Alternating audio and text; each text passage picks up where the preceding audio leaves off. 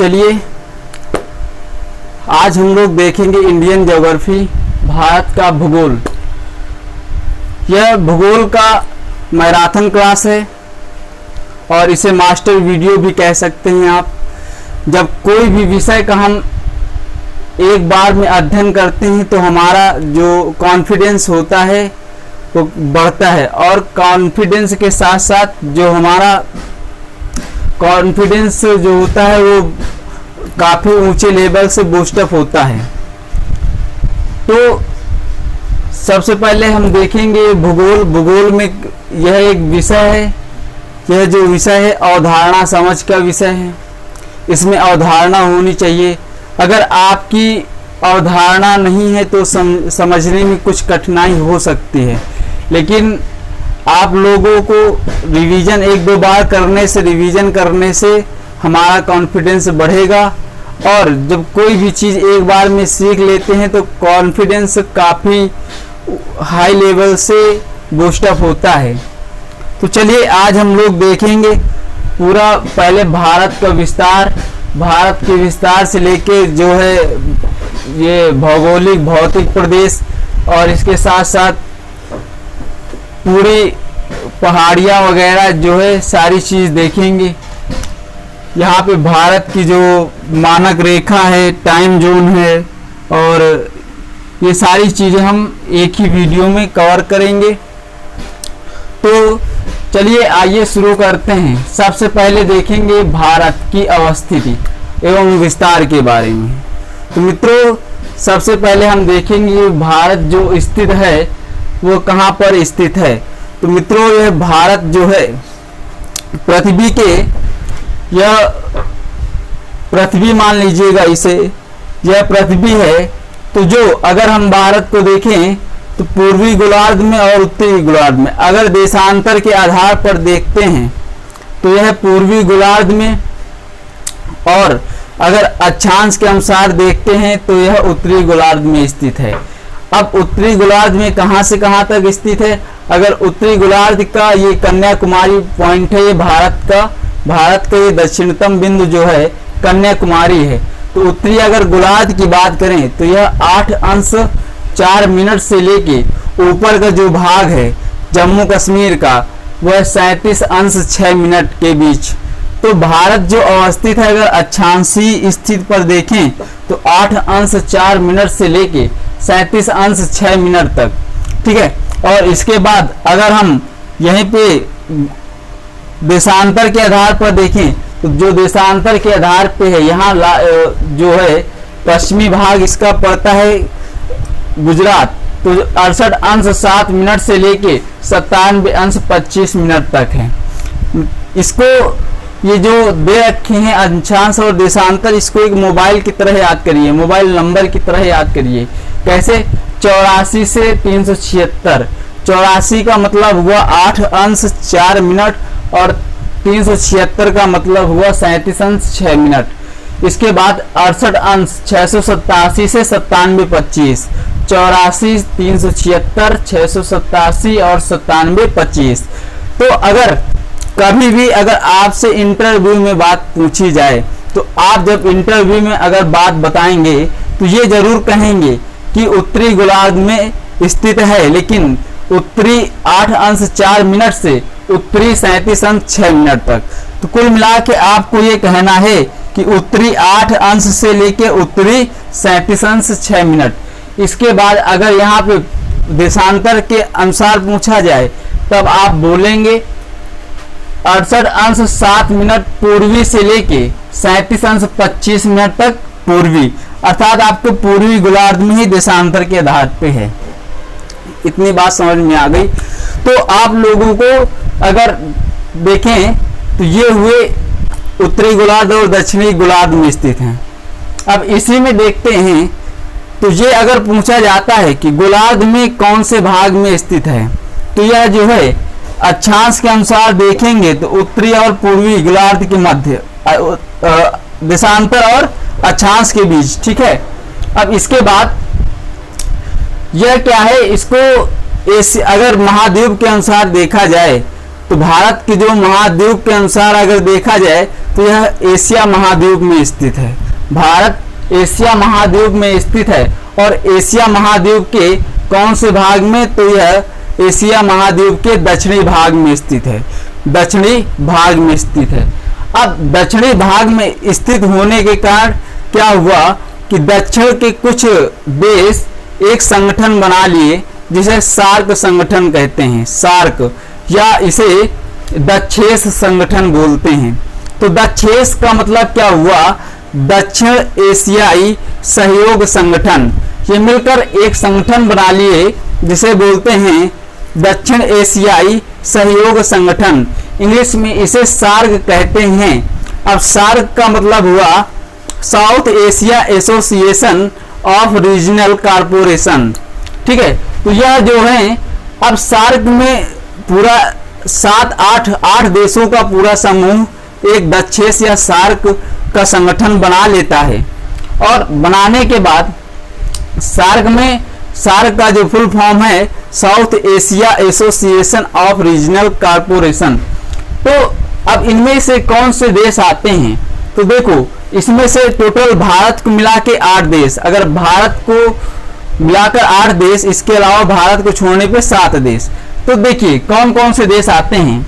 सबसे पहले देखेंगे यहाँ मालदीव, मालदीव है, इसके बाद यहाँ पे पाकिस्तान, पाकिस्तान के बाद ये छोटा सा भाग पड़ता है, ये जम्मू लद्दाख से सीमा बनाता हुआ ये अफगानिस्तान हो गया, अफगानिस्तान के बाद नेपाल, भूटान, भूटान के बाद ये वाला क्षेत्र जो कवर करता है वो म्यांमार, म्यांमार के बाद ये पश्चिम बंगाल और त्रिपुरा के साथ यहाँ पे बांग्लादेश। तो कुल मिला के 1 2 3 4 5 6 और मालदीव 7, भारत 8। तो सार्क देश जो है 8 देशों का संगठन है, 8 दक्षिण एशियाई सहयोग संगठन, ठीक है। चलिए अब इसके बाद आगे ये रहा दक्षेस। अब इसके बाद भारत की बात करें तो भारत जो है, भारत का जो विस्तार है वो हमने आपको बता दिया। अगर बात करें कितने किलोमीटर इसका क्षेत्रफल है, तो इसका क्षेत्रफल 32,87,263 वर्ग किलोमीटर। अगर भारत का क्षेत्रफल पूछा जाता है तो 32,87,263 किलोमीटर, ठीक है। अब भारत का क्षेत्रफल इतना है, अगर इसकी बात करें तो भारत की जो ये स्थलीय सीमा है वह है 15,200 किलोमीटर। स्थल अर्थात स्थल, वो जलीय मार्ग वाला नहीं, जलीय वाला भाग ये हो जाएगा, जलीय वाला भाग ये हो जाएगा। इसमें भी देख लीजिएगा, ये जलीय वाला भाग क्या हो जाएगा, ये इसे जलीय भाग कहेंगे। और ये स्थलीय सीमा अर्थात इसकी जो स्थलीय सीमा है वो 15,200 किलोमीटर है, 15,200 किलोमीटर। अगर हम इसकी जलीय सीमा की बात करें, जो जलीय भाग है वो कितना है, तो जलीय भाग अगर हम इसी में सारे द्वीप, जैसे लक्षद्वीप हो गया इधर, ये सारे द्वीपों को अगर जोड़ के लेते हैं तो 7,516 किलोमीटर, 7,516 किलोमीटर। और यहीं पे अगर सिर्फ हम ये वाला क्षेत्र ले लेते हैं, द्वीप शामिल नहीं करते हैं, तो वह है 6,100 किलोमीटर, 6,100 किलोमीटर। इतनी बात समझ में आ गई। चलिए अब इसके बाद बात करते हैं भारत के साथ सीमा कौन कौन से बनाते हैं। पहली बात तो क्षेत्रफल की दृष्टि से देखा जाए तो भारत का क्षेत्रफल की दृष्टि से भारत का 7वां स्थान है, भारत का 7वां स्थान है। तो इससे भी जो 7वें से पहले अर्थात जो 6 इसके ऊपर हैं वो देश कौन कौन से हैं, तो उनमें से सबसे पहले आता है रूस, दूसरे नंबर पे कनाडा, तीसरे नंबर पे चीन आता है। तो पहले नंबर पे रूस है, दूसरे नंबर पे कनाडा है, तीसरे नंबर पे चीन है और चौथे नंबर पे यूएसए, पांचवें नंबर पे आता है ब्राजील और 6वें नंबर पे ऑस्ट्रेलिया। इसके बाद कभी कभी 7वें नंबर पे भारत आ गया और कभी कभी पूछा जाता है कि 8वें नंबर पे कौन सा है, तो जो 8वें नंबर पे होगा वो होगा अर्जेंटीना। ठीक, एक बार फिर से देख लेते हैं भारत का क्षेत्रफल की दृष्टि से 7वां स्थान है, जबकि जनसंख्या पे दूसरा स्थान है। पहले नंबर पे चीन है। तो जनसंख्या पे देखेंगे तो भारत का दूसरा स्थान है, अगर क्षेत्रफल की दृष्टि से देखते हैं तो भारत का 7वां स्थान है। 7वें में जो 6 पहले हैं, रूस है, कनाडा है, चीन है, यूएसए है, और यूएसए के बाद आता है ब्राजील और ऑस्ट्रेलिया। ठीक है, 6 ये हो गए, 7वां भारत। अगर 8वें की बात करता है तो 8वां जो है वो है अर्जेंटीना। इतनी बात हो गई। अब इसके बाद जो भारत के पड़ोसी देश देख लेते हैं। तो भारत के जो पड़ोसी देश हैं वो 7 हैं। भारत के जो पड़ोसी देश हैं वो कितने हैं? 7। कौन कौन से? देखिए, ये गुजरात है, गुजरात के साथ ये सीमा साझा जो करता है, गुजरात है, राजस्थान, ये इसके साथ जो सीमा साझा करता है ये पाकिस्तान है। पाकिस्तान के बाद ये जो सीमा बनाता है 106 किलोमीटर की, वो है अफगानिस्तान। अफगानिस्तान के बाद ये जो सारा क्षेत्र है यहाँ पे चीन, ये वाला भारत का अक्साई चीन भी कहते हैं, लेकिन ये पूरा जो सीमा बनाता है चीन। चीन के बाद ये उत्तर प्रदेश के साथ ये जो है उत्तराखंड से लगा हुआ, ये कौन सा है? ये है नेपाल। नेपाल के बाद आगे बनाता है सिक्किम से भूटान, आगे बनाता है सिक्किम से भूटान। भूटान के बाद ये अरुणाचल प्रदेश है। अरुणाचल प्रदेश से जो इधर सीमा बनाएगा तिब्बत, और इधर बनाएगा म्यांमार। म्यांमार के बाद ये आते हैं यहाँ पे त्रिपुरा। त्रिपुरा को 3 भागों से जो घेर रखता है वह है बांग्लादेश। जो बांग्लादेश त्रिपुरा को 3 तरफ से घेरता है, तो यह है बांग्लादेश। ठीक है, और इसके बाद सीमा, इसके बाद अगर देखें श्रीलंका को, तो श्रीलंका को मन्नार की खाड़ी, पाक जलमंडल मध्य के द्वारा श्रीलंका को अलग किया जाता है। ठीक है, तो भारत के जो पड़ोसी देश हैं फिर से देख लेते हैं। पाकिस्तान है, अफगानिस्तान है, चीन है, नेपाल है, भूटान है, म्यांमार है और बांग्लादेश है। ठीक है, इसके बाद ये रहे भारत के पड़ोसी देश। इसके साथ साथ और देख लेते हैं, कभी कभी क्वेश्चन पूछ लेता है कि भारत के पड़ोसी देश में, या पूछ लेता है भारत सबसे अधिक सीमा किस देश के साथ साझा करता है। अगर भारत किस देश के साथ सर्वाधिक सीमा साझा करता है तो उसकी बात कर लेते हैं। तो देखिए, जो पाकिस्तान है, ये यहाँ से जो पाकिस्तान है वह सीमा साझा करता है 3323 किलोमीटर, 3323 किलोमीटर। इसके बाद अफगानिस्तान से सबसे छोटी सीमा लगती है भारत की, मात्र 106 किलोमीटर की। तो अफगानिस्तान से जो है सीमा साझा करता है भारत मात्र 106 किलोमीटर की। और इसके बाद जो नेपाल है, नेपाल सीमा साझा करता है मात्र 757 किलोमीटर, मात्र 757 किलोमीटर। और जो चीन है, चीन साझा करता है 3488 किलोमीटर। चीन भारत के साथ सीमा साझा करता है 3488 किलोमीटर। इसके बाद म्यांमार आता है। म्यांमार, भूटान जो है, भूटान भारत के साथ 609 किलोमीटर सीमा साझा करता है। भूटान जो है भारत से 609 किलोमीटर भारत के साथ सीमा साझा करता है। इसके बाद म्यांमार पड़ता है। म्यांमार जो है 1645 किलोमीटर भारत के साथ सीमा साझा करता है। इसके बाद बचता है बांग्लादेश। तो बांग्लादेश जो है भारत के साथ सर्वाधिक लंबाई पे सीमा साझा करता है, 4096 किलोमीटर, 4096 किलोमीटर। ठीक है, तो अगर पूछा जाए भारत के साथ सबसे कम सीमा साझा करने वाला देश, तो वह है अफगानिस्तान, वह है अफगानिस्तान। और अगर पूछा जाता है कि भारत के साथ सबसे ज्यादा सीमा साझा करने वाला देश, तो वह है बांग्लादेश। बांग्लादेश 4096 किलोमीटर की साझा करता है। चलिए, इसके बाद देख लेते हैं।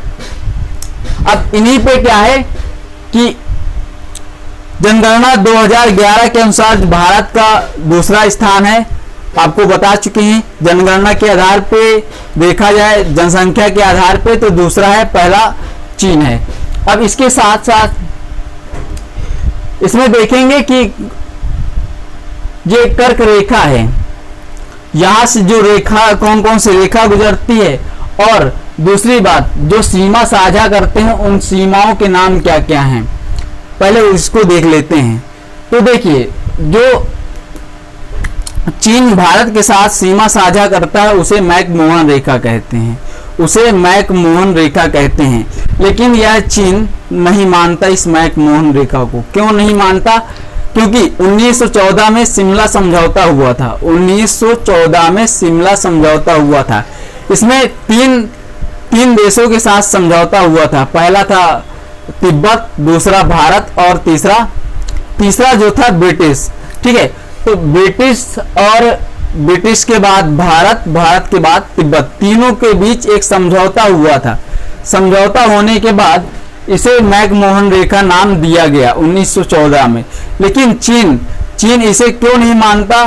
क्योंकि चीन कह रहा है कि जो भारत में सरकार उस समय थी वो भी ब्रिटिश की थी, तो ब्रिटिश के साथ समझौता प्लस तिब्बत, तो तिब्बत जो है चीन कहता है तिब्बत तो मेरा क्षेत्र था, वह मेरा क्षेत्र था और मेरे क्षेत्र के साथ समझौता कैसा।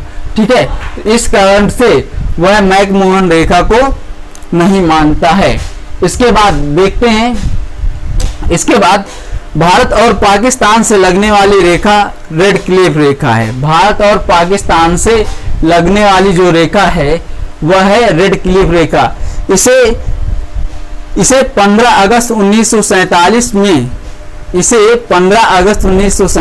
में सर रेड क्लिफ के द्वारा क्या किया था? निर्धारित किया गया था और उन्हीं के नाम पे इस रेखा को रेड क्लिफ रेखा नाम दे दिया गया। इसके बाद अगर बात करें यहाँ से पाकिस्तान, ये तो आपको पता ही है कि कन्याकुमारी और मतलब भारत से और श्रीलंका के बीच जो अलग करते हैं वह जलराशि के द्वारा पाक जल मरुमध्य और खाड़ी के द्वारा मन्नार की खाड़ी के द्वारा। इसके बाद अफगानिस्तान के साथ जो रेखा लगती है उसे डुरंड रेखा कहते हैं। अफगानिस्तान के साथ जो रेखा लगती है उसे डुरंड रेखा कहते हैं। पहले यह भारत के साथ हुआ करती थी, लेकिन बाद में अब यह पाकिस्तान और अफगानिस्तान के बीच लगती है। अब इसके बाद और देख लेते हैं, तो ये हमने सारा कुछ देखा। इसमें देख लेते हैं कौन सा राज्य कहाँ पे बसा हुआ है। पहले तो ये देख लेते हैं, सबसे ऊपरी वाला जो भाग है वह जम्मू कश्मीर का है। ये जो भाग है ये कौन सा है? जम्मू कश्मीर। जम्मू कश्मीर के जस्ट नीचे इधर देखेंगे इस साइड पे तो हिमाचल प्रदेश है, हिमाचल प्रदेश। इसके बाद आता है पंजाब, पंजाब के बगल में हरियाणा है। हरियाणा के बाद ये क्षेत्र आता है राजस्थान का। राजस्थान के बाद ये आता है गुजरात का। गुजरात के बाद आता है महाराष्ट्र। महाराष्ट्र के बाद एक छोटा सा बसा हुआ है वो है गुजरात, तो गोवा। वह क्या है? गोवा। एक छोटे से क्षेत्र में बसा हुआ है वो है गोवा। गोवा के बाद लगता है कर्नाटक और कर्नाटक के बाद आता है केरल। ये वाला भाग क्या कहलाता है? केरल। ठीक है, केरल की बात करें तो ये है तमिलनाडु। केरल के बाद आता है तमिलनाडु। ठीक है, तमिलनाडु के बाद आता है आंध्र प्रदेश। आंध्र प्रदेश के बाद आता है उड़ीसा और बीच में इधर आता है तेलंगाना। ये देखिए, ठीक है, ये आता है तेलंगाना। तेलंगाना के बाद ये क्षेत्र आता है पश्चिम बंगाल का। पश्चिम बंगाल के बगल में छत्तीसगढ़ है। छत्तीसगढ़ के जस्ट ऊपर देखेंगे झारखंड और ये बिहार। उत्तर प्रदेश के साथ बिहार, झारखंड और मध्य प्रदेश। इसके बाद इसके बाद ये क्षेत्र आता है उत्तराखंड का और हिमाचल प्रदेश का। इसके बाद फिर जम्मू कश्मीर। ठीक है, तो ये सारी जो मैपिंग है आपको पूरी रटी होनी चाहिए। इधर से अगर देखें तो राजस्थान, मध्य प्रदेश, इसके बाद छत्तीसगढ़, झारखंड, ये बिहार, ये पश्चिम बंगाल आता है। अब अगर इसकी बात करें तो इधर देखिए लगता है ये असम। ये किसका क्षेत्र है? असम। और ये जो चोटी की तरह उठा हुआ है ये है सिक्किम। तो ये असम है, ये सिक्किम है। इसके बाद ये जो है अरुणाचल प्रदेश है। ये वाला क्षेत्र क्या है? अरुणाचल प्रदेश। और इसके जस्ट नीचे ये वाला नागालैंड के बाद आता है मणिपुर और मणिपुर के नीचे ये आता है मिजोरम और ये आता है त्रिपुरा और ये आता है मेघालय। ठीक है, तो ये जो है आपको पूरी मैपिंग क्या होनी चाहिए, माइंड में पूरी मेकअप होनी चाहिए। चलिए एक बार फिर से देख लेते हैं। जम्मू कश्मीर ये वाला क्षेत्र जो आता है किसका आता है? हिमाचल प्रदेश का आता है।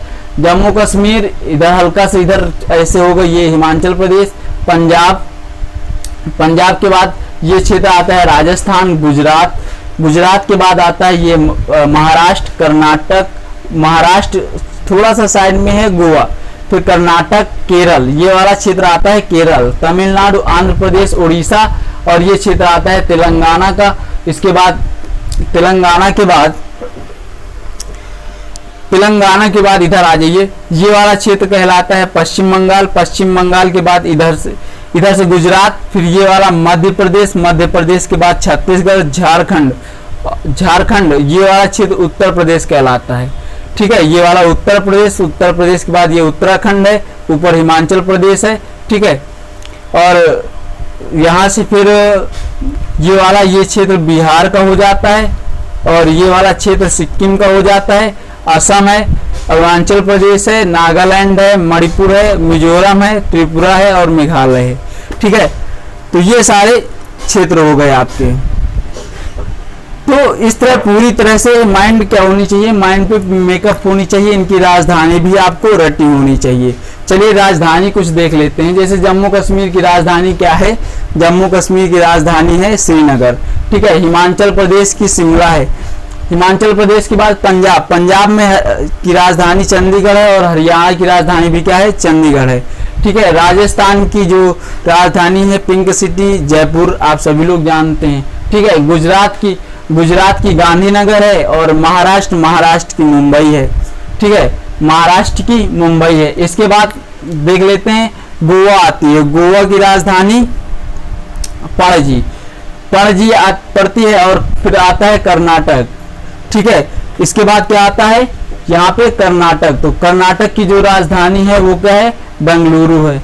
ठीक है, केरल की तिरुवनंतपुरम है, तमिलनाडु की यहाँ पे चेन्नई है, आंध्र प्रदेश, बात करते हैं आंध्र प्रदेश और तेलंगाना की। देखिए अभी तक आंध्र प्रदेश और तेलंगाना क्या था, सम्मिलित था, अभी इसका विभाजन हुआ है, तो तेलंगाना अलग हो गया है, आंध्र प्रदेश अलग हो गया है। जब ये सम्मिलित था तब हैदराबाद थी, अब आंध्र प्रदेश की राजधानी अमरावती हो गया है, तेलंगाना की राजधानी हैदराबाद हो गई है। ठीक है, ये सारी चीजें आपको पता होनी चाहिए। इसके बाद और देख लेते हैं उड़ीसा की राजधानी भुवनेश्वर हो गई, पश्चिम बंगाल यहाँ पड़ता है, पश्चिम बंगाल की राजधानी कोलकाता हो गई, छत्तीसगढ़ की रायपुर हो गई, मध्य प्रदेश की भोपाल हो गई, उत्तर प्रदेश की लखनऊ हो गई, उत्तराखंड की राजधानी देहरादून हो गई, हिमाचल प्रदेश की आपको बता ही दी है, शिमला हो गई थी। इसके बाद इधर बात करते हैं, सिक्किम की राजधानी जो है गंगटोक है। सिक्किम की राजधानी कौन सी है, गंगटोक है। इस पे देख लीजिएगा, ये सिक्किम, ये वाला पार्ट सिक्किम है, इसकी राजधानी गंगटोक है। ये अरुणाचल प्रदेश है, अरुणाचल प्रदेश की राजधानी है ये ईटानगर है, और अरुणाचल प्रदेश की राजधानी क्या होगी, ईटानगर। इसके बाद नागालैंड की राजधानी कोहिमा है, और इसके बाद यहाँ पे मणिपुर पड़ता है, यहाँ ये वाला लैम्पाटोल पहाड़ियाँ, मणिपुर की राजधानी इम्फाल है, और यहाँ पे जो ये है मिजोरम भाग है, मिजोरम की राजधानी आइजोल होगी, और मेघालय के शिलांग, असम की राजधानी दिसपुर होगी। ठीक है, तो कुल मिला के ये सारी राजधानियां आपको रटी होनी चाहिए। और इसके बाद अब देख लेते हैं राजधानी के बाद मानक रेखा की थोड़ी चर्चा कर लेते हैं, मानक रेखा के बारे में। तो जो मानक रेखा है, देखिए भारत की स्थिति तो आपको हमने बता दी, कहां से कहां, देशांतर के आधार पे कहां है, और किसके आधार पे, गोलार्ध के अनुसार, अक्षांश के आधार पे। ठीक है, अब इसके बाद देखते हैं मानक रेखा। जो भारत की मानक रेखा गई है, पहली बात तो मानक रेखा 0 अंश पड़ती है लंदन के ग्रीनविच से। इसके बाद जो भारत से गुजरती है वो 22.5 अंश, जो भारत से गुजरती है वो 42.5 अंश, तो यह भारत के 5 राज्यों से होकर गुजरती है। जो 82.5 अंश है यह भारत के 5 राज्यों से होकर गुजरती है। कौन कौन से, सबसे पहले देखिए ये आती है, इसके बाद सबसे पहले भारत की बात कर रहे हैं तो उत्तर प्रदेश हुआ, उत्तर प्रदेश, इसके बाद उत्तर प्रदेश के बाद मध्य प्रदेश, फिर छत्तीसगढ़, उड़ीसा और आंध्र प्रदेश, ये भारत के 5 राज्यों से होकर जाती है। तो जो ग्रीनविच रेखा है, मानक रेखा है, वो जो है भारत के 5 राज्यों से होकर जाती है। कौन कौन से? सबसे पहले जाएगी उत्तर प्रदेश, फिर मध्य प्रदेश, फिर छत्तीसगढ़, फिर उड़ीसा, फिर आंध्र प्रदेश। ठीक है, तो इससे क्या होता है, मानक रेखा से समय हम लोग जो है समय का क्या करते हैं, समय जो निश्चित करते हैं वो किससे करते हैं? यही 82.5 अंश मानक रेखा से। अब अगर जो 0 अंश देशांतर है वो लंदन से जाती है, लंदन से अगर हम ईस्ट की ओर जाएंगे अर्थात पूर्व की ओर जाएंगे तो समय में क्या होगा, उतना क्या होगी, बढ़ोतरी होगी। और अगर हम पूर्वी गोलार्ध न जाके पश्चिमी गोलार्ध पे जाएंगे तो क्या होगा, समय में घटोत्तरी होगी। ठीक है, अब 0 देशांतर जो है लंदन से जाती है, भारत में 82.5 अंश है। इसका हमने वीडियो बना भी रखा है, फिर भी ना देखा हो तो देख लीजिए, इसी प्लेलिस्ट में मिल जाएगा।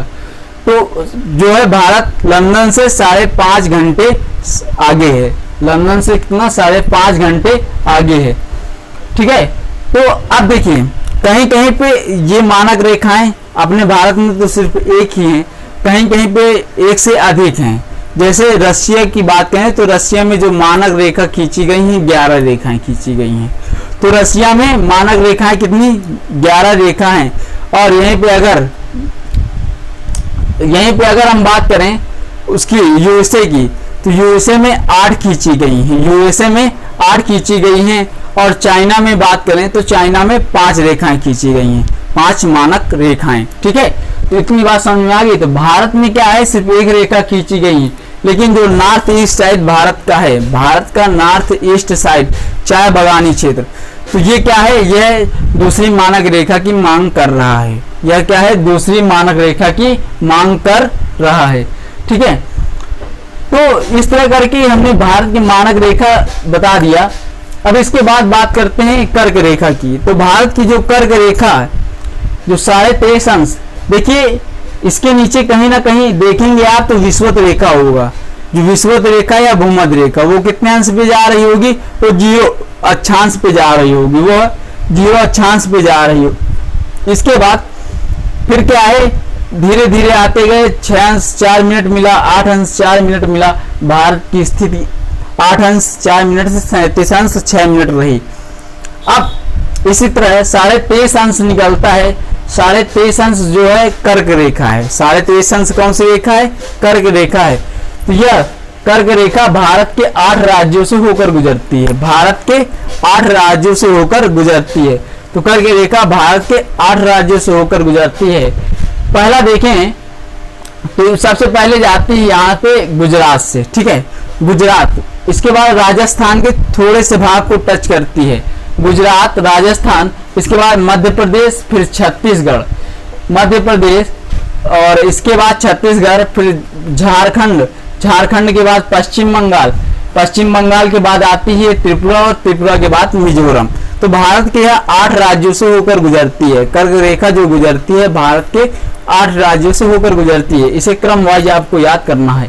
कैसे, पहले गुजरात, फिर राजस्थान, मध्य प्रदेश, छत्तीसगढ़, झारखंड, पश्चिम बंगाल, त्रिपुरा और मिजोरम। इस तरह करके भारत के 8 राज्यों से होकर कर्क रेखा गुजर जाती है। ठीक है, तो इस तरह करके हमने ये सारा आपको भारत का जो अवस्थित है वो बताया आपको। इसमें शायद कुछ छूट तो नहीं रहा, हाँ एक चीज अभी छूट रहा है, इसको देख लेते हैं। इसके बाद भारत के भौतिक स्वरूप को हम देखते हैं। ये भारत के भौतिक स्वरूप को दर्शाएंगे। और इसमें आपको देखिए, आपको कुछ समझ नहीं आ रहा होगा, फिर भी आपको सिर्फ मेरी आवाज को कंसंट्रेट करके सिर्फ सुनना है। अगर आप मेरी आवाज को सिर्फ कंसंट्रेट होकर सुनेंगे तो आपका जो है, आपका जो लर्निंग लेवल है और कॉन्फिडेंस है वो काफी हाई लेवल से आपको समझ आएगा। और फिर आप इसे जो चीजें नहीं समझ आएंगी आप उसे दोबारा रिवीजन कर लीजिए, अर्थात दोबारा देख लीजिएगा। तो उससे क्या होगा, आपको और अच्छे से समझ आ जाएगा और आपको पूरी इंडियन ज्योग्राफी रट जाएगी। चलिए, अब हमने सारी चीजें बात कर ली। अब इसमें हम बात कर रहे थे किसकी, अब हम बात कर रहे थे भारत के, अगर पूछता है कभी कभी, तो कभी कभी क्या अक्सर पूछता है कि भारत का पूर्वी बिंदु कौन सा है, पश्चिमी बिंदु कौन सा है, उत्तरी बिंदु कौन सा है और दक्षिणी बिंदु कौन सा है। तो इन सब की चर्चा कर लेते हैं। देखिए जो भारत का उत्तरी बिंदु है, भारत का जो उत्तरी बिंदु है, सबसे पहले पूर्वी बिंदु से शुरू करते हैं। तो ये पूर्वी बिंदु है, यहाँ अरुणाचल प्रदेश के पास पड़ता है किबिथु। क्या पड़ता है? किबिथु या वलांगू, किबिथु या वलांगू।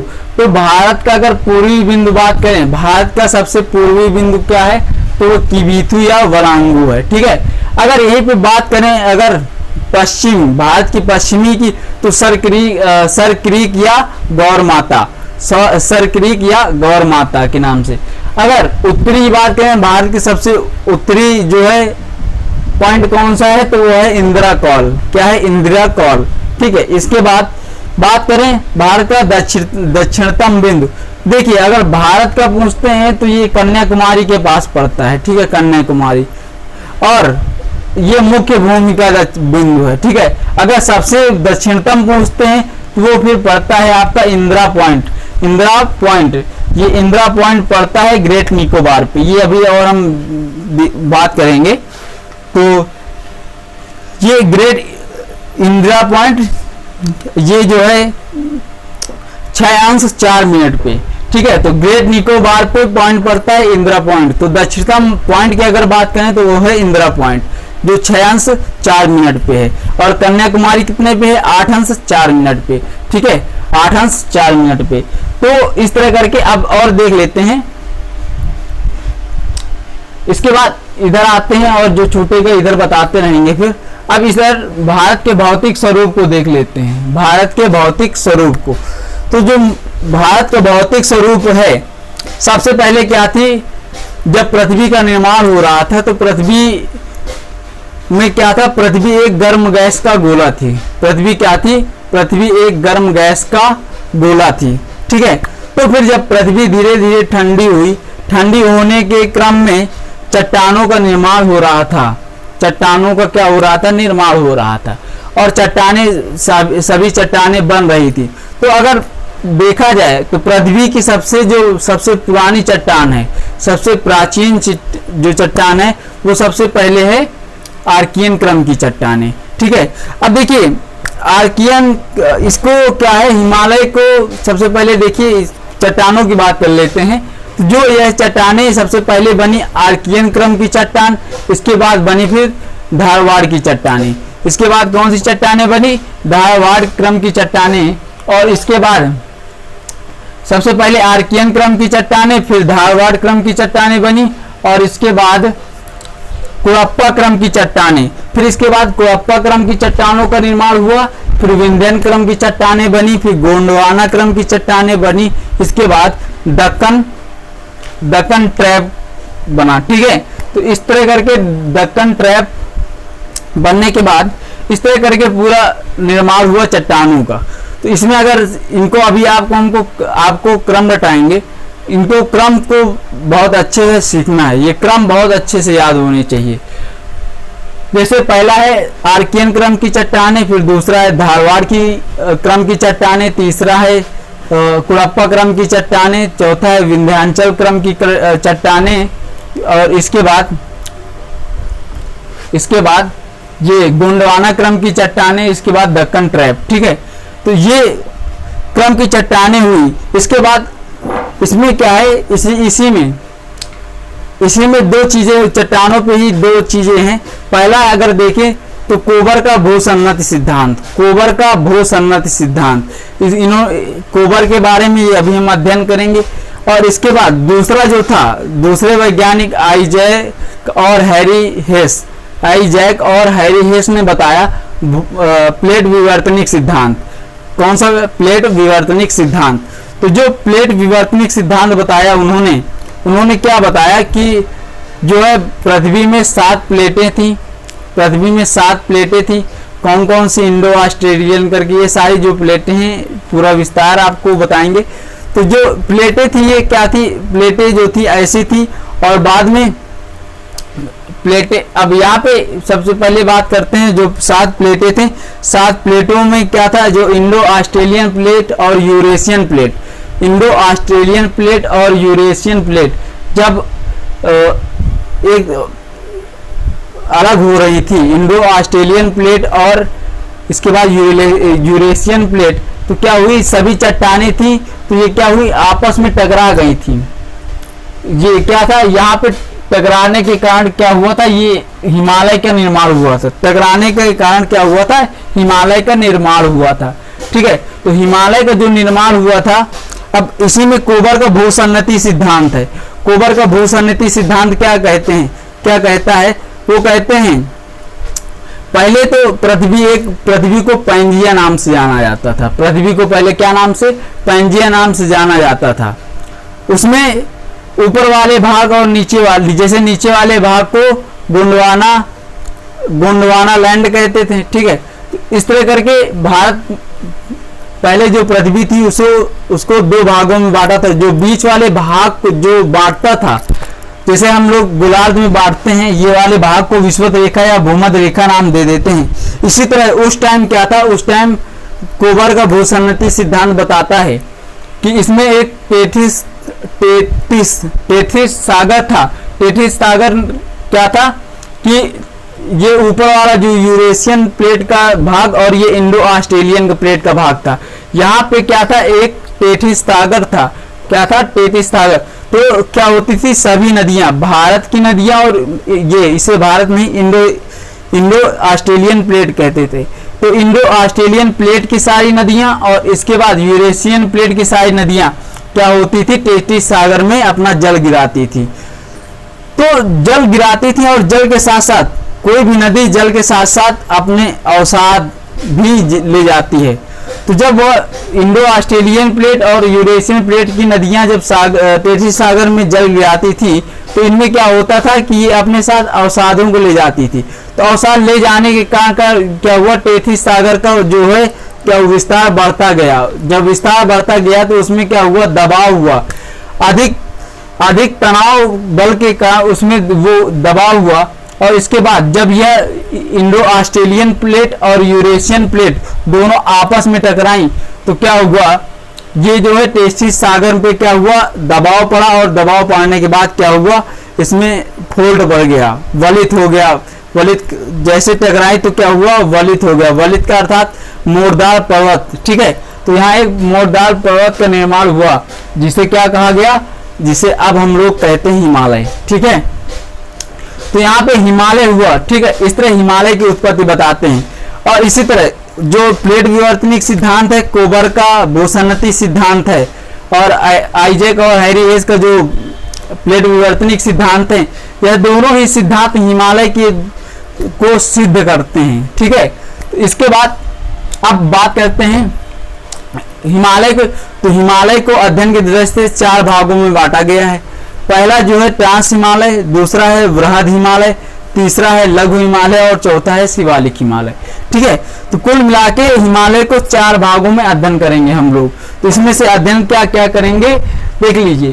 पहले तो हम हिमालय के अंतर्गत कौन कौन सी श्रेणियां आती हैं। ठीक है, और इसके बाद हिमालय के बाद ट्रांस हिमालय के अंतर्गत कौन कौन सी, इसके बाद जो है वृहद हिमालय के अंतर्गत, इसके बाद लघु हिमालय के अंतर्गत, और लास्ट वाला शिवालिक हिमालय के अंतर्गत। इसके बाद महाभारत में महाभारत जो है श्रेणी, या महाभारत किस हिमालय को कहते हैं, कहाँ पे जाना जाता है।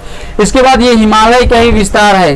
ठीक है, तो जब हिमालय के यहाँ पे आता है तो यहाँ पे काफी छोटी छोटी क्या होती है, टुकड़ों में टूट जाता है।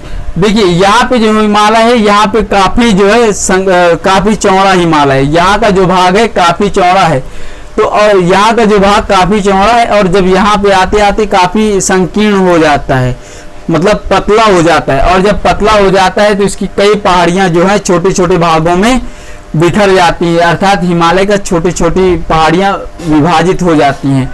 जैसे डीएम एक हमने इसको शार्ट नाम दे दिया है। इसका नाम जैसे है डाफला, मिरी, अबोर और मिसमी।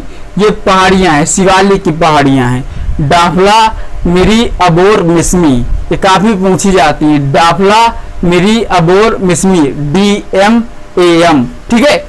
इस तरह करके, और यहाँ पे हिमालय है, हिमालय का विस्तार जो ये अंडमान निकोबार द्वीप समूह है, ये हिमालय का ही विस्तार है। जो अंडमान निकोबार है ये हिमालय का ही विस्तार है। लेकिन क्या होता है कि जब ये हिमालय आता है और यहाँ पे आता है तो ये म्यांमार के भाग में, म्यांमार के भाग तक तो दिखता है। म्यांमार में हिमालय को अराकान योमा के नाम से जानते हैं। अराकान योमा के नाम से यहाँ पे जानते हैं, अराकान योमा के नाम से। इसके बाद बंगाल की खाड़ी में वो क्या होता है, दब जाता है, और इसके बाद फिर आपको यहाँ पे अंडमान निकोबार द्वीप समूह में क्या होता है, फिर निकल आता है, ठीक है। यहाँ पे क्या होता है, फिर निकल आता है। तो इस तरह करके हम अभी ट्रांस हिमालय के बारे में अध्ययन करेंगे। इसके बाद इसमें छोटी छोटी पहाड़ियां हैं, जैसे लुसाई पहाड़ियां हैं, लैमाटोल पहाड़ियां हैं, नागा पहाड़ियां हैं, मिजो पहाड़ियां हैं, ठीक है। और इसके बाद ये यहाँ पे और देख लेंगे, गारो खासी जयंतियां की पहाड़ियां हैं, रेगमा है, मिकिर है, बराइल है, ये पहाड़ियां हैं। इसके बाद कैसूर है। इसके बाद जैसे ये गारो खासी जयंतियां हैं, ये भी पहाड़ियां देखेंगे, ये हिमालय के अंतर्गत आती हैं या ये प्रादीपीय पठार के अंतर्गत आती हैं, ठीक है। तो इस तरह करके ये सारी चीजें देखेंगे। और इसके बाद ये अरावली श्रेणी है, और पालम, ये अरावली का विस्तार कहाँ से कहाँ तक है, चंबल नदी के बिहड़ी मध्य भारत का पठार है। सतपुरा श्रेणी है, सतमाला है, हरिश्चंद्र है, कर्नाटक है, यहाँ दोंडा बेटा है, नीलगिरी है, नीलगिरी को पश्चिम और पूर्वी ये दोनों को जोड़ता है नीलगिरी, जिसे नॉट कहते हैं, नॉट गांठ, ठीक है।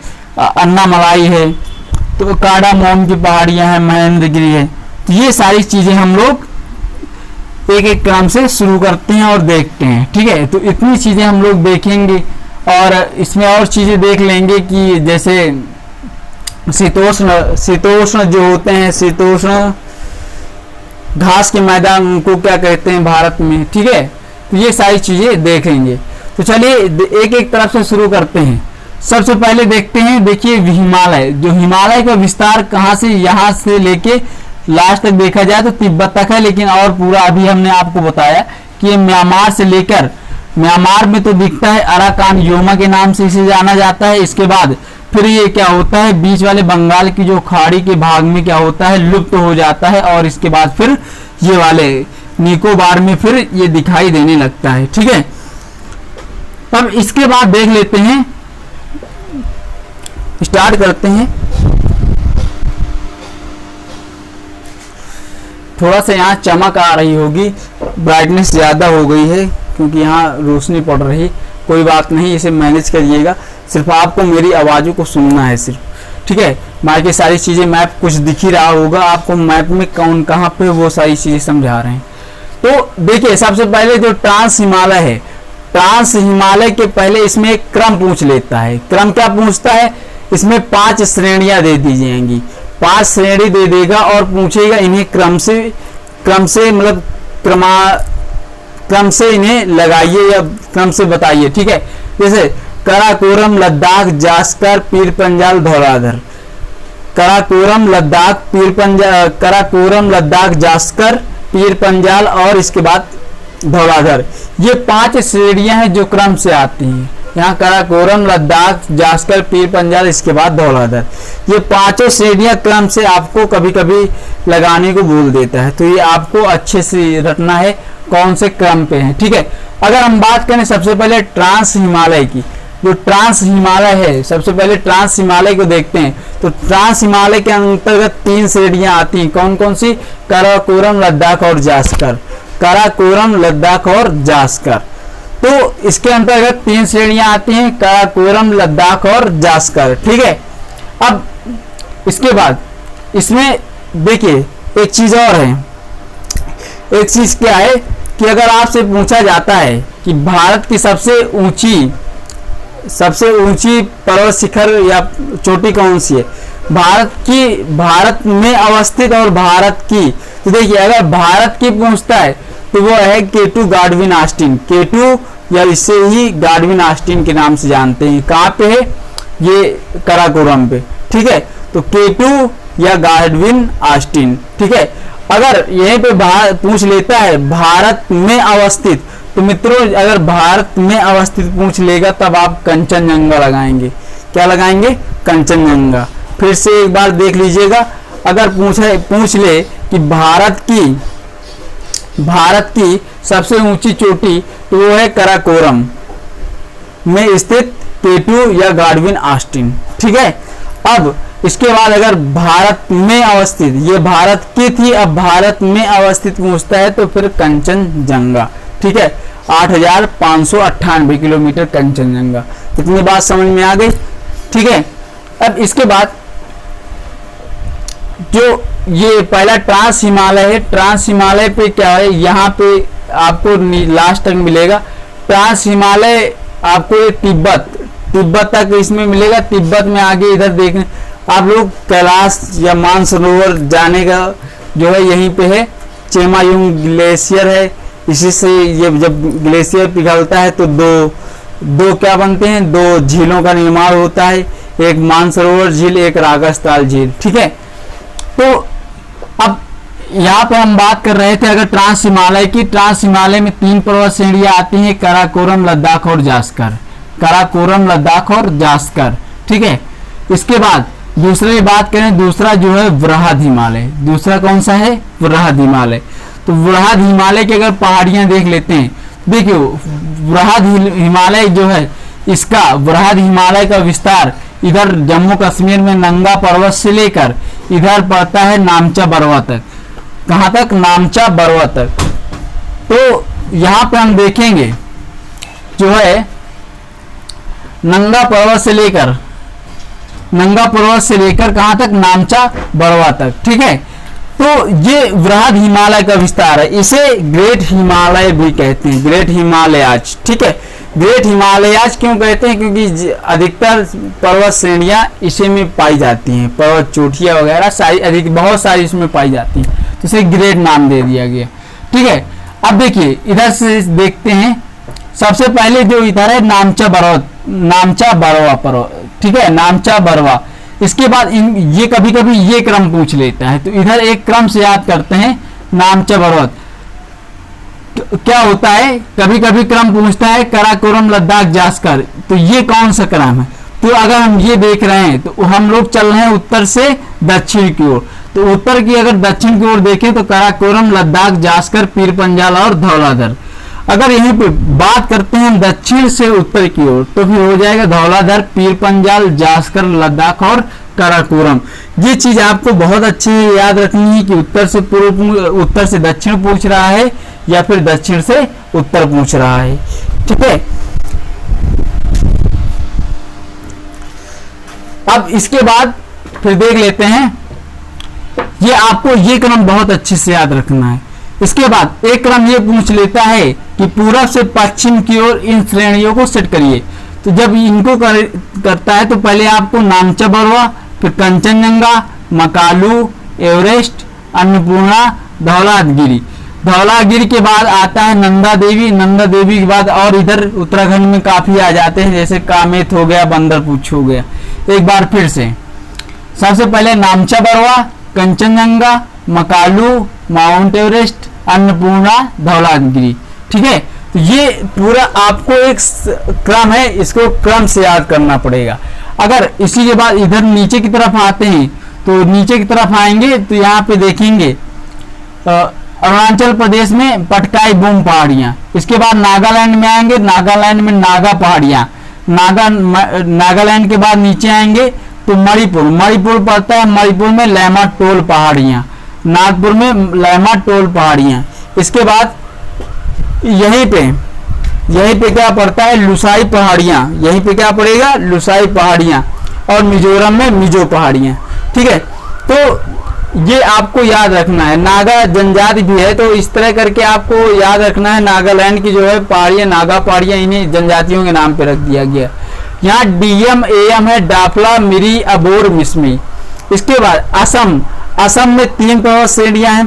कभी कभी पूछ लेता है, एक ही राज्य की दे देगा, बोलेगा यह कौन से राज्य में स्थित है, या फिर कोई राज्य दे देगा उसकी पहाड़ियां पूछ लेगा, या फिर पहाड़ियां दे देगा उसका राज्य पूछ लेगा। तो अगर यहाँ पे पहाड़ियां दे रहा है रेगमा मिकिर बराइल, तो यह असम राज्य में है। कहाँ पे है? असम राज्य में, रेगमा मिकिर बराइल। ठीक है, अगर असम की पूछ लेता है तो फिर आपको बताना है रेगमा मिकिर बराइल। इसके बाद यहीं पे पड़ती है मेघालय में, मेघालय में पड़ती है गारो खासी जयंतिया, गारो खासी जयंतिया। यह जो है यहाँ पे ये गारो खासी जयंतिया जनजाति भी है, तो इन्हीं जनजातियों के नाम पे पहाड़ियों का नाम रख दिया गया है। तो गारो खासी जयंतिया। अब गारो खासी जयंतिया के बाद इसमें कुछ बताने वाले थे, चलो याद आएगा फिर बताते हैं। तो गारो खासी जयंतिया, हाँ इसमें पूछता है कि गारो खासी जयंतिया किस राज्य में पाई जाती हैं, तो ये आपको मेघालय लगाना है। ठीक है, और जनजातियों के नाम पर ही इनको रखा गया। बीच में थोड़ा एक गैप पड़ता है, ये गैप जो है, गैप क्यों पड़ता है? गैप ये गैप जो है, गैप ये वाले भाग को, भारत के इस भाग को इस भाग से अलग करता है। ठीक है, यहाँ से गंगा और ब्रह्मपुत्र नदी जो मिलकर मेघना नदी बनाती है, तो यह बीच के भाग को क्या करती हैं? दोनों भागों को अलग करती हैं इस क्षेत्र में। तो ये वाला भाग, अब देखिए इधर जो पड़ती हैं, हाँ गारो खासी जयंतिया जो है यह हिमालय का भाग ना होकर किसका भाग होती हैं? प्रायद्वीपीय पठार का भाग होती हैं। तो जो गारो खासी जयंतियां हैं, जो ये गारो खासी जयंतियां मेघालय की पड़ती हैं, ये हिमालय का भाग ना होकर ये प्रायद्वीपीय पठार का भाग होती हैं। ठीक है, इतनी बात आपको समझ में रखनी है। अब इसके बाद ये प्रायद्वीपीय पठार की जो है श्रेणियां हैं, जैसे राजमहल हो गई, मैसूर हो गई, और मैकाल है, महादेव है, सतपुड़ा है, और इसके बाद ये उत्तरी सरकार, इसके बाद ये सारी चीजें, अन्नाई मुड़ी है, कार्डामोम है, महेंद्रगिरी है, नीलगिरी है, दोंदा बेटा है। ठीक है, दक्षिणी भारत का अनंता पहाड़ी है, सतमाला है, हरिश्चंद्र है। ठीक है, तो ये सारी जो हैं, ये सारी क्या है? ये सारी प्रायद्वीपीय पठार की श्रेणी की जो है पठारी श्रेणी है। इसमें एक चीज और मित्रों देखना था कि हमने ये क्षेत्र में देखा था, इस क्षेत्र को तो देख लिया था, ये क्षेत्र के बाद ये क्षेत्र, इसे तटीय क्षेत्र बोलते हैं। तटीय क्षेत्र कौन सा? देखिए ये पूर्वी भाग है तो इसे पूर्वी घाट बोला जाता है, और ये वाले भाग को पश्चिमी घाट बोला जाता है। पूर्वी घाट में देखा जाए तो 9 राज्य आते हैं, 5 राज्य आते हैं, इसमें 4 राज्य आते हैं, तो टोटल 5 4 राज्य 9 राज्य। अगर हम घाट की बात करें पूरब से लेकर पश्चिमी घाट तक, तो 9 राज्य आते हैं। इनको देख लेते हैं कौन कौन से हैं। सबसे पहला आता है गुजरात, गुजरात के बाद महाराष्ट्र, महाराष्ट्र के बाद गोवा, गोवा के बाद कर्नाटक, कर्नाटक के बाद केरल। ठीक है, तो गुजरात, महाराष्ट्र, गुजरात हो गया, महाराष्ट्र हो गया, गोवा हो गया, कर्नाटक हो गया, केरल हो गया, 5 ये हो गए। इसके बाद ये तमिलनाडु, तमिलनाडु हो गया, आंध्र प्रदेश हो गया, तमिलनाडु, आंध्र प्रदेश और तमिलनाडु हो गया, ये वाला क्षेत्र तमिलनाडु, ये हो गया आंध्र प्रदेश, और इसके बाद यहाँ पे पड़ता है उड़ीसा वाला क्षेत्र, इसके बाद ये पड़ता है लास्ट वाला पश्चिम बंगाल। ठीक है, तो ये कौन सा पड़ गया? पश्चिम बंगाल पड़ गया। ठीक है, तो पूर्वी घाट में टोटल इन दोनों घाटों को मिलाकर कितने आते हैं? 9 राज्य आते हैं। ठीक है, तो पूर्वी घाट और पश्चिमी घाट याद रखिएगा, पश्चिम बंगाल भी आएगा। तो ये क्या होते हैं? इन्हें तटीय भाग भी बोलते हैं। तटीय भाग इस वजह से कि ये पूरा तट से लगते हैं। ये अरब सागर का भाग है, ये बंगाल की खाड़ी का भाग है, और नीचे जो है वो हिंद महासागर है। अब इसके बाद जो ये गैप बनता है, ये बनता है गंगा और ब्रह्मपुत्र नदी के मिलने के बाद मेघना नदी से ये गैप बन जाता है। तो इसे क्या कहते हैं? इसे गारो राजमहल ट्रैप बोला जाता है। इसे क्या नाम दे दिया जाता है? गारो राजमहल ट्रैप, या फिर गारो राजमहल ट्रैप के अलावा इसे और भी कहा जाता है, इसे ये वाला गारो राजमहल ट्रैप के अलावा इसे मेघालय और मैसूर ट्रैप भी बोल दिया जाता है। कुल मिलाके ये दोनों पहाड़ियों के बीच जो ट्रैप गैप होता है उसे क्या बोल दिया जाता है, उसे गारो राजमहल गैप बोल दिया जाता है। ठीक है, अब इसके बाद और चलिए इधर का देख लेते हैं। इधर नीचे से शुरू करते हैं। सबसे पहले ये जो बात करते हैं दक्षिणतम भारत की। दक्षिणतम भारत हमारा ये क्षेत्र होगा, तो दक्षिणतम भारत की जो चोटी है वो कौन सी है, दक्षिणतम भारत की चोटी। तो सबसे दक्षिणतम भारत की चोटी है महेंद्रगिरी। कौन सी है, महेंद्रगिरी। एक महेंद्रगिरी यहाँ है, एक उड़ीसा के पास है ये महेंद्रगिरी। तो ये जो महेंद्रगिरी है ये पूर्वी घाट की सबसे ऊंची चोटी है। ये पूर्वी घाट की सबसे ऊंची चोटी कौन सी है, महेंद्रगिरी।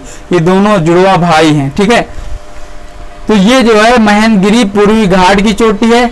और इसके बाद ये वाले भाग को देखें,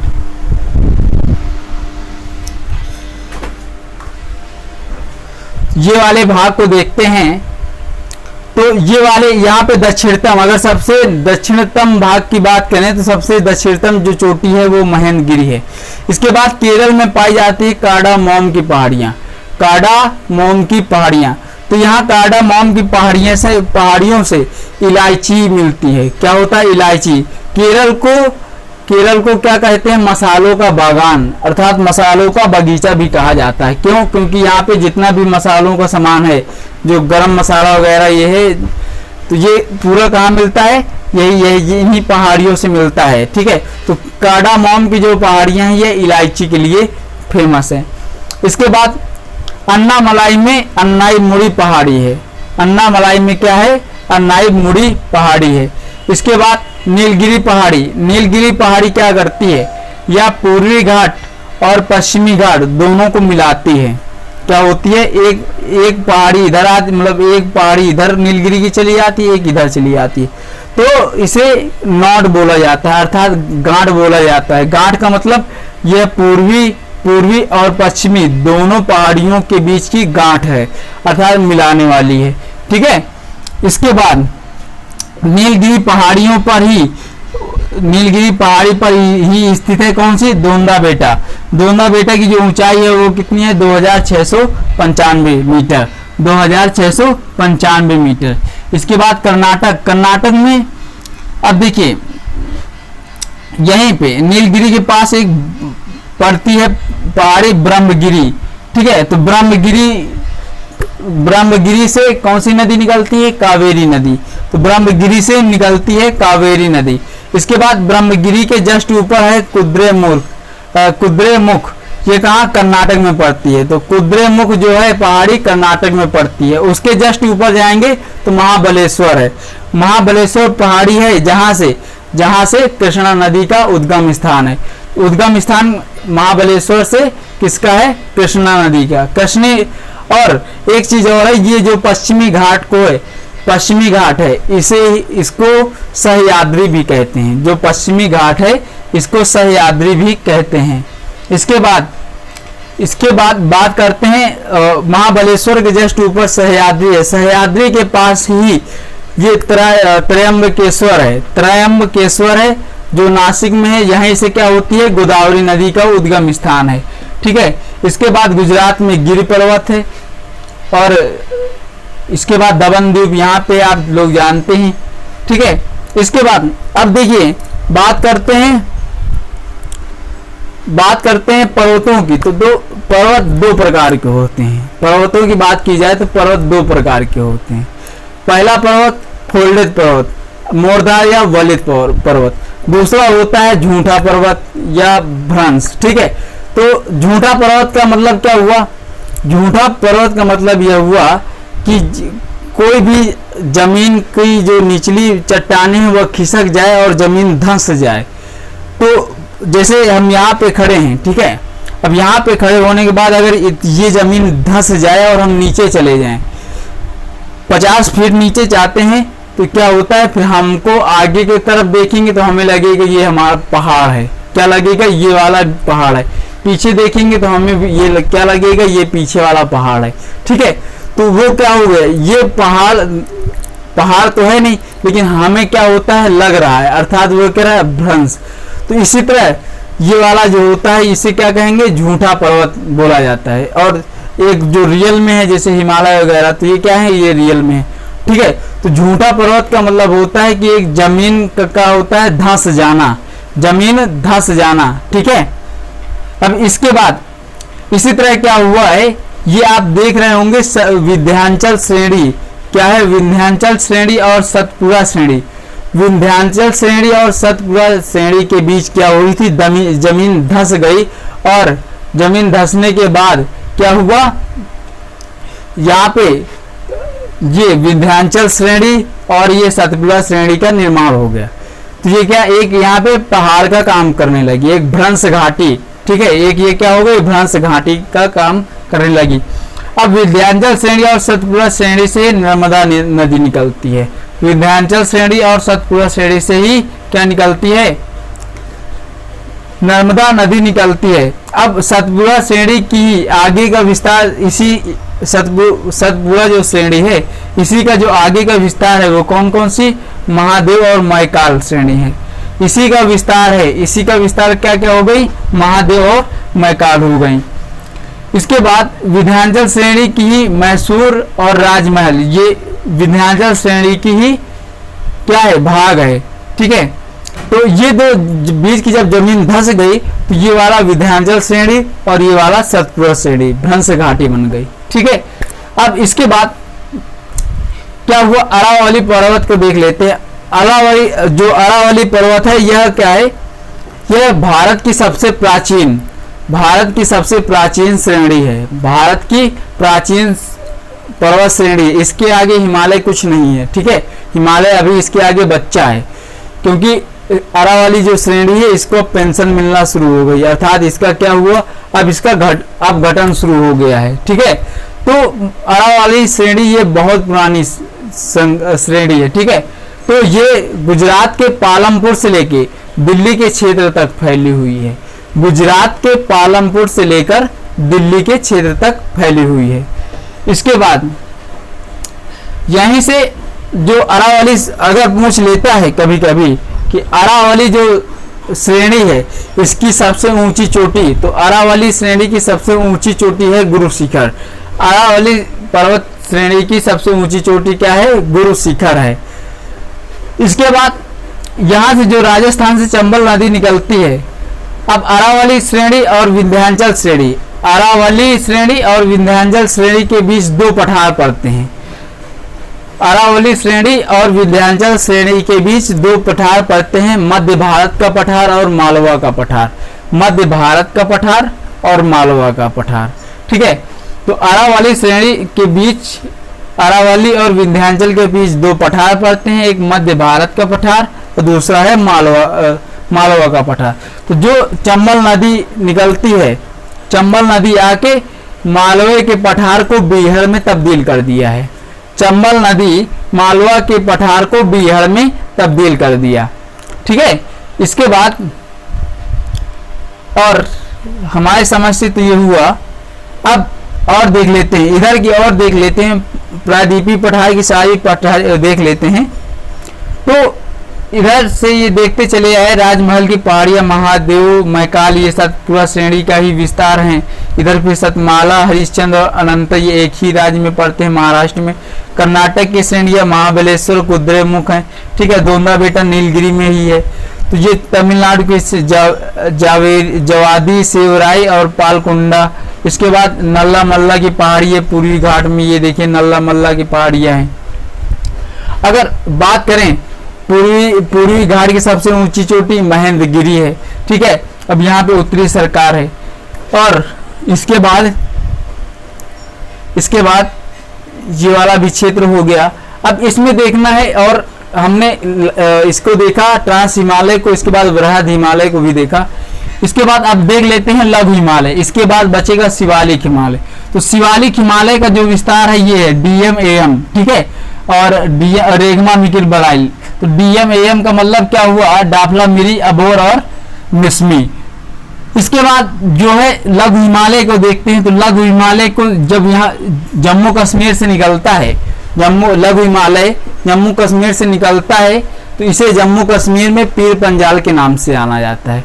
लघु हिमालय को जम्मू कश्मीर में पीर पंजाल के नाम से जाना जाता है। इसके बाद जैसे ये आगे बढ़ता है और हिमाचल प्रदेश की तरफ आता है तो हिमाचल प्रदेश में इसे धौलाधर के नाम से जाना जाता है।